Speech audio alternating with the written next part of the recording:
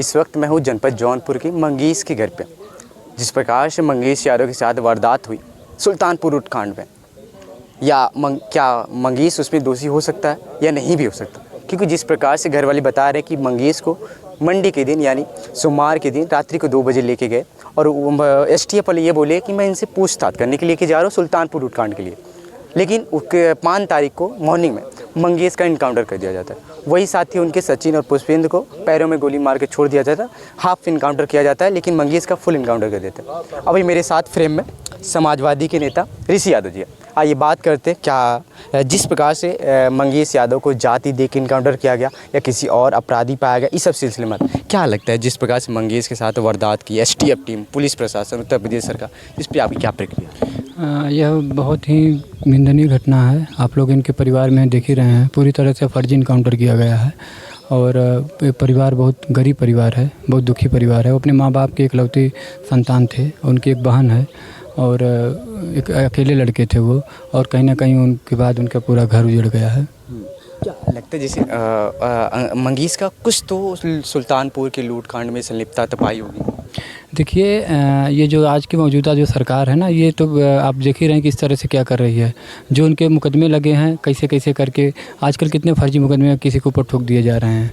और रही बात, अगर पुलिस प्रशासन के लोग उनको घर से ले गए थे, तो अभी उनके जब परिवार वालों से बात हुआ, उनकी बहन ने बताया, उनके पिताजी ने बताया कि उस दिन वो जिस दिन की घटना थी सुल्तानपुर की, जो जिस मैटर में उनको हाँ उस दिन वो अपने परिवार वालों के साथ घर थे और जो उसके बाद रात में 2 बजे इनको घर से उठा के ले गए हैं। तो घर से उठा के लेके जब गए हैं तो उसके लिए क्या, घर से उठा के लेके गए हैं तो इनकाउंटर कर देंगे उनका।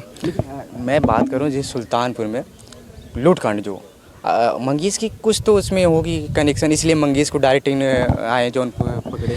देखिए, वो तो जांच का विषय है। कुछ होगी, जिस तरह से आप पूछ रहे हैं इस तरह से पूछ रहे हैं, तो अगर किसी का कुछ कहीं अगर होगी या फिर क्या बात है, तो उसमें क्या किसी को जान से मार दिया जाएगा? न्यायालय नहीं है। अगर मैं अपराधी हूँ, मैं अगर दोषी कोई चीज़, उसके लिए न्यायिक प्रतिक्रिया है। लेकिन ऐसा उनके परिवार वालों का है, कुछ दिन जब वो थे ही नहीं, उस दिन जब वो घर पे थे, तो कहाँ से कुछ हो जाएगी, कैसे कुछ हो जाएगी? जब वही योगी सरकार कहती है कि सपा में ही पूरी अपराधी है, और अखिलेश यादव जो ट्वीट किए मैटर जो उछाल में मारा, अखिलेश यादव बोले कि अपने जाति को यानी सपा का है, यादव के नाते उसको ट्वीट किया, और मुसलमान के साथ हो जाता है तो ऐसे अखिलेश यादव नहीं करते। ऐसा नहीं है। दलित पिछड़ा अल्पसंख्यक किसी के साथ गलत हो, समाजवादी पार्टी अकड़े के साथ भी गलत होता है, समाजवादी पार्टी इंसाफ के लिए सबसे पहले खड़ी होती है।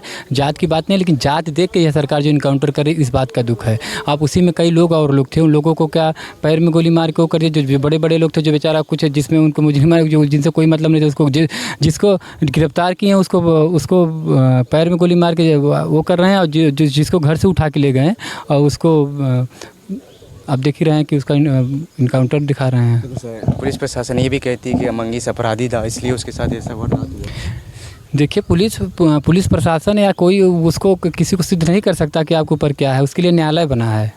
किसी के ऊपर मुकदमा हो जाए, ये हो जाए, थोड़ी नहीं कि आप मुजरिम है। उसके लिए ट्रायल चलता है, सारी प्रक्रिया होती है। और रही बात, ये आप जान लीजिए फर्जी किए हैं तो कितना भी छुपाएं, कितना नहीं छुपाएंगे, लेकिन सामने सच्चाई पे करेगा।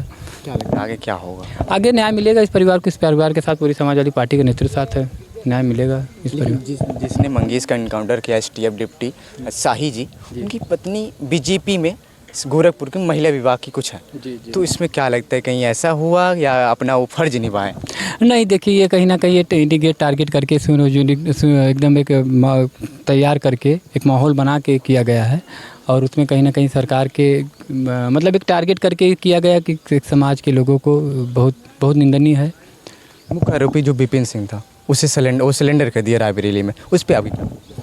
देखिए, मुख्य आरोपी जो थे सरेंडर कर दिया, आप समझ ही रहे हैं। देखिए, सरकार जिसके ऊपर जैसे कर रही है, अपना वो लोग अपना मैनेजमेंट नहीं कर रही। जिसको उनको मारना वो मारे हैं, जिसको अपना सेट करना वो सेट किए हैं।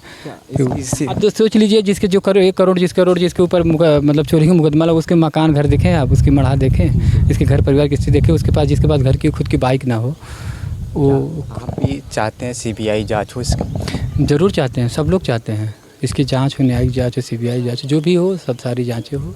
और एक चीज़ और मैं पूछूंगा आपसे, जिसके दुकान पे चोरी हुई थी, उनका लूटा जो उनके घर जो चोरी हुई सारी सामग्री 1.5 करोड़ की जो बताई जा रही है, 10% ही वापस किया गया, बाकी नहीं वापस किया। तो इस पर आपकी क्या प्रतिक्रिया है? इस पर क्या प्रतिक्रिया मैं दूँ?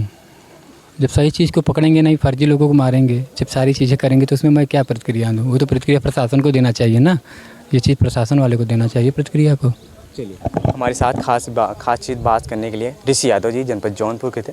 फिलहाल आप इस केस के बारे में क्या कहना है? जिस प्रकार से मंगेश यादव के साथ वारदात हुई है, वही उनके साथी सचिन और पुष्पेंद्र, बाकी जो मुख्य आरोपी विपिन सिंह, जो खुद अपने आप को पहले रायबरेली में सरेंडर करता है, उसके बाद उसी के द्वारा सारी बायोडाटा हमको निकलती है। उसके बाद मंगेश को आते हैं सोमवार के दिन रात्रि को 2 बजे उसको उठा के लेके जाते हैं STF वाले और कहते हैं कि मैं उससे बस पूछताछ करूँगा, उसके बाद पुनः उन्हें छोड़ दिया जाऊँगा।